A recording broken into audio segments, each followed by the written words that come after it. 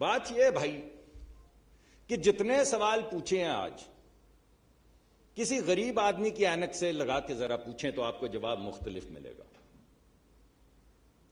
اگر اس کانفرنس کے حوالے سے پوچھیں گے تو وہ ہمیں انگریزی میں نے نیا پی ایچ ڈی کا جب کام شروع کیا تو مجھے میرے ایک پروفیسر نے کہا کہ you ask a wrong question odds are very high that you're going to get a wrong answer. So my suggestion to you, ladies and gentlemen, is that you're asking a wrong question. I would urge you to revise your question. مسئلہ کیا ہے بھائی؟ مسئلہ ہے کہ اگر تو آپ کو خوشحالی چاہیے لوگوں کے لیے چودھری کے لیے تو بڑی خوشحالی، ابھی بھی بڑی خوشحالی. یہ دیکھیں آپ کہاں بیٹھے ہیں، سرینا ہے یہ بھائی، سرینا.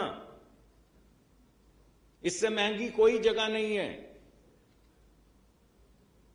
اور یہ جو لوگ ہم سب بیٹھے ہیں مجھ سمیت، یہ کوئی 99% ملک کی طاقت اور کوئی 70% ملک کی دولت اس کمرے میں بیٹھی. اللہ کرے زلزلہ نہ آئے. اور سوال کیا پوچھ رہے ہیں آپ، اور کس کے لیے پوچھ رہے ہیں بھائی؟ وہ کہاں ہے جس کے لیے سوال پوچھ رہے ہیں؟ تو اگر تو آپ کو خوشحالی اس کی چاہیے جو چودھری کا مظاہرہ ہے تو پھر تو مسئلہ کچھ اور ہے. اور وہ مسئلہ یہ ہے کہ ایک ہی طریقہ ہے خوشحالی کا، اور وہ ہے پروڈکٹیوٹی، جس کا ذکر ہو رہا ہے بار بار کہ وہ فلاں ادھر نکل گیا، ہم ادھر نکل گئے، ہم پیچھے رہ گئے، وہ آگے نکل گئے. پروڈکٹیوٹی کا بڑا گیپ ہے. دیکھیں اس ملک کو، دیکھیں اس ملک کو. ارے کیا دیکھیں اس ملک کو؟ پروڈکٹیوٹی تو اس وقت آئے گی جب آپ لوگوں کو لیول پلینگ فیلڈ دیں گے. وہ انگریزی میں کہتے ہیں کہ you give peanuts you get monkeys. جب سارے شہر کو پتا ہے کہ ترقی کا راستہ، چودھری کی خوشحالی کا راستہ صرف ایکسس میں ہے، ایکسس میں، طاقت اور طاقت کا ایکسس. کس کو ملے گی 9 سینٹ کی بجلی؟ میں بتا دیتا ہوں. کس کو ملے گی $9 کی گیس؟ میں بتا دیتا ہوں. کس کو ملے گی ٹیکس بریک؟ وہ بھی میں بتا دیتا ہوں. کس کو ملیں گے 4 بلین؟ وہ کون سے 50 لوگ ہیں جن کو 0% پہ، سرکار کو ڈالر ملتے ہیں 12% پہ، کیپٹل ریزنگ کرتے ہیں 6-8% کی ایڈمنسٹریٹو فیس لگا کے 12-14% $1 کا پڑتا ہے جو ہم بورو کرتے ہیں، 0% پہ دے دیا 50 لوگوں کو. وہ 125 کروڑ لوگ، 200 کچھ کروڑ لوگ، وہ ساری بات، وہ کدھر ہیں لوگ؟ ان کو کہاں ملا وہ $4 بلین؟ پتہ کتنے ہوتے ہیں؟ $4,000 ملین. جس ملک میں $4,000 ملین 50 لوگوں کو دے دیے جائیں اور سوال پوچھا جائے کہ یہ باقی لوگ غریب کیوں ہیں، تو میں آپ کو کیا جواب دوں اس کا؟ وہ $4,000 ملین، $4 بلین لوگوں میں بھی تو بانٹے جا سکتے تھے چھوٹے چھوٹے کارخانے لگانے کے لیے. وہ لڑکے لڑکیاں جن کے ذہن میں، آنکھوں میں خواب ہیں کہ ہم کالج سے، اسکول سے نکلیں گے، کچھ پیسے ملیں گے، کوئی نئی کمپنی بنائیں گے اور یونیکارن بنے گا، انہیں کیوں نہیں دیے بھائی؟ انہیں کیوں نہیں دی؟ اس کی وجہ یہ ہے کہ یہاں پہ شہر میں سب کو پتا ہے کہ خوشحالی کا سرچشمہ جو ہے وہ طاقت ہے، خوشحالی کا سرچشمہ جو ہے وہ ایکسس ہے، خوشحالی کا سرچشمہ پروڈکٹیوٹی نہیں ہے. اگر خوشحالی کا سرچشمہ آپ کی تعلیم نہیں ہے، آپ کی تربیت نہیں ہے، آپ کی اسکل نہیں ہے، آپ کے گمان میں جو ممکن ہے وہ نہیں ہے.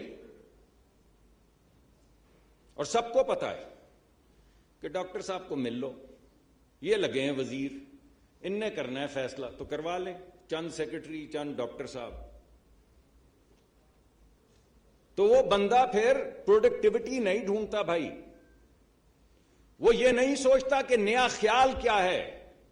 میں آرتھر ڈی لٹل میں تھا، ایک کمپنی ہے، تو مجھے انہوں نے، جب میں پارٹنرشپ کے لیے وہ آپ کو موقع دیتے ہیں. تو جب میں پارٹنرشپ کے لیے الیکشن کے لیے آیا تو انہوں نے مجھے ہیڈ بنا دیا ہائرنگ کا.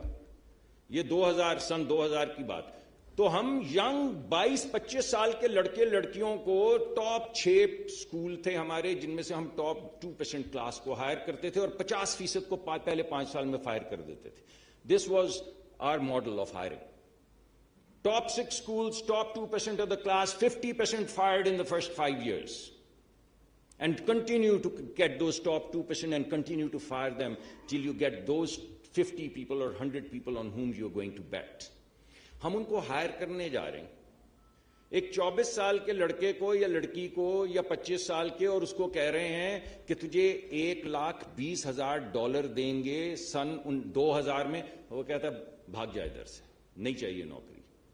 He was so convinced کہ وہ جو اس نے اماں کے کریڈٹ کارڈ کے اوپر $25,000 یا $30,000 چارج کیے ہیں اور ایک گراج میں 3 دوستوں کے ساتھ جو وہ گیجٹ بنا رہا ہے, he is going to throw the ball out of the ballpark and he is going to be the next Bill Gates.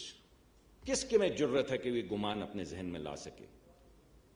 کون ہے وہ کالج سے نکلتا ہوا لڑکا لڑکی جو یہ سوچے گا کہ میں جب سوئنگ کروں گا تو یہ سارے, کوئی سیٹ ہو, کوئی وزیر ہو, کوئی سفیر ہو, کوئی سیکرٹری ہو, میں اڑا کے باہر مار دوں گا ان کو, and I'd be the next unicorn. یہ بربادی ہوئی ہے اس ایکسس کی وجہ سے, اس ایلیٹ کیپچر کی وجہ سے. تو جب تک آپ ملک سے بھائی اس ایلیٹ کیپچر کو ختم نہیں کریں گے تب تک کچھ نہیں ہونے والا.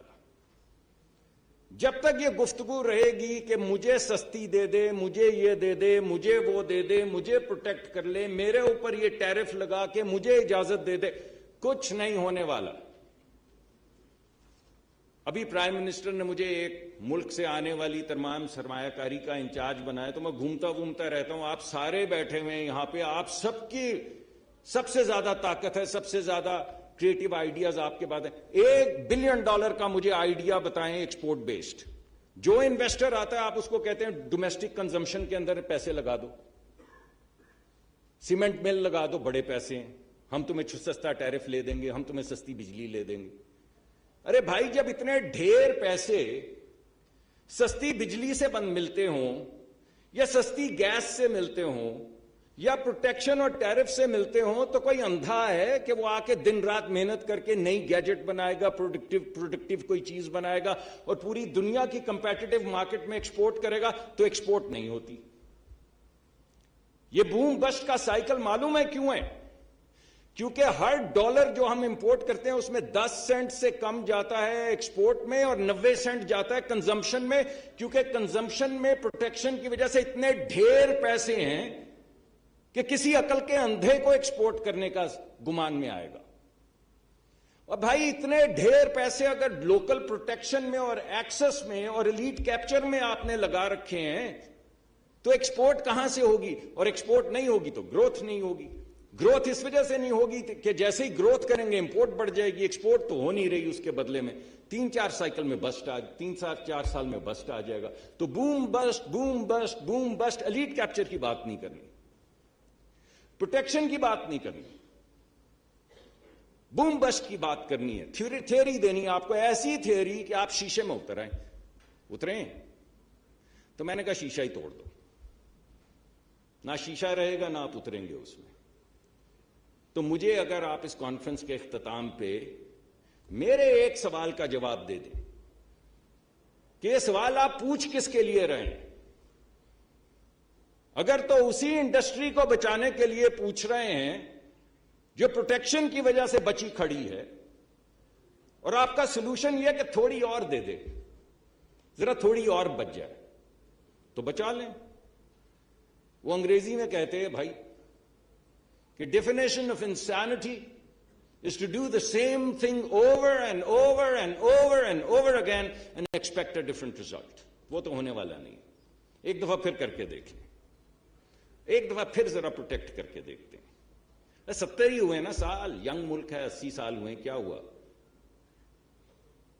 تو 2-4-50 سال اور پروٹیکٹ کر کے دیکھ لیتے ہیں. پہلے تو کیا ہے, کتنی ترقی ہوئی ہے, بنگلہ دیش ادھر چلا گیا, تو ہمیں تو بہت آگے چلا جانا چاہیے تھا اگر یہ ہماری ریسپی جو پروٹیکشن والی ہے یہ ٹھیک ہے. میں نے ابھی خود ڈیٹا اینالائز کیا ہے. ابھی پرائم منسٹر نے لبرلائزیشن کی ہے ٹیرف کی, مجھے کہا گیا ملک برباد ہو جائے گا.